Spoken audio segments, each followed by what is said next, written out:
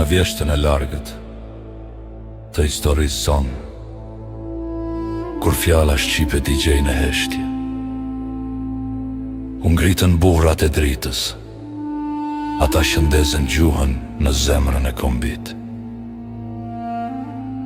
Në manastir u mblodhen si flak një zëri, Petronini Luarasi, zëri i palodhur i shkollës, Mitat Frashëri, mendja e kthjellët e kombit.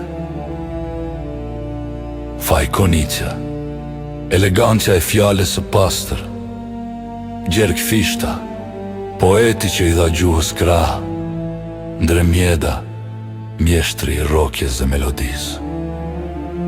Shajin Kolonia, pena e zgjimit, Fejm Zavalani, korçari që mbante zjarrin gjallë, Sotir Pejci, pedagogu që i dha shkronjës themelet.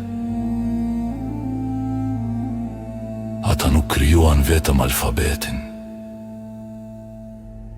ata ndezën udhën e lirisë, shkronjë pas shkronjë, dritë pas drite, derisa e folura u bë këngë dhe kombi mori formë në letër.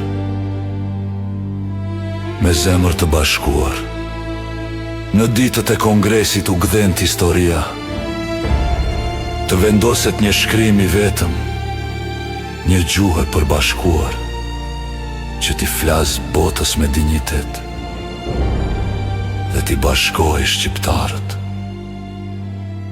në çdo anë të trojeve.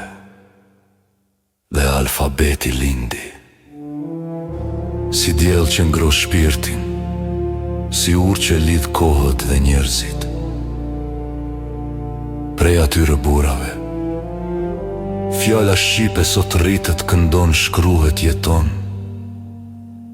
Ata mbetën dritë e përhershme, dhe gjua jon, amaneti i tyre, që pulson në çdo zemër shqiptari.